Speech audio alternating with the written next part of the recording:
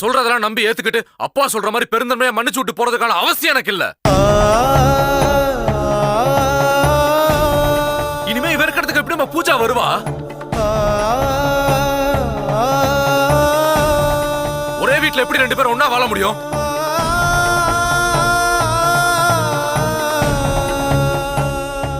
புலி நகத்தை மறைச்சு வச்சுக்கிட்டு கட்டி தழுவ சொல்றீங்களா?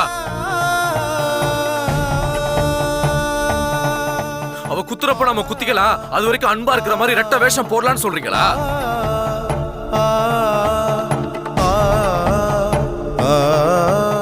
No, Gautam.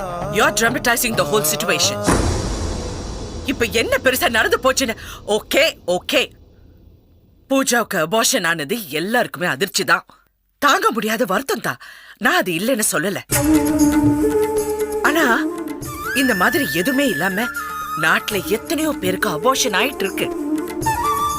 அபார்ஷன் ஆனவங்களுக்கு எல்லாம் குழந்தை மறுபடியும் பிறக்கத்தானே செய்யுது.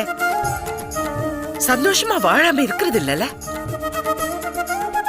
சந்தோஷமா வாழத்தான் செய்யறாங்க. ஓ, அப்ப நீங்க அவளை விட்டு கொடுக்க போறதில்ல, அப்படித்தானே?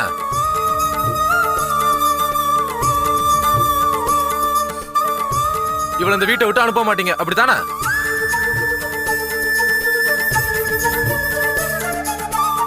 டேய், அவளும் இந்த வீட்டு பொண்ணுதான். அவளை வெளியே அனுப்பணும்னா உன் அண்ணனையும் சேர்த்து அனுப்பணும்னு தானே அர்த்தம். அவன் என்னடா தப்பு பண்ணா? அவனை எதுக்கு தண்டிக்கணும்? ஆனா என்ன தண்டிச்சிருக்காங்களே, என்னையும் என் பொண்டாட்டியும் சேர்த்து வச்சு தண்டிச்சிருக்காங்களே. நாங்க என்னமா தப்பு பண்ணோம்? நாங்க யாருக்கு என்ன கெடுதல் பண்ணோம் சொல்லுங்க?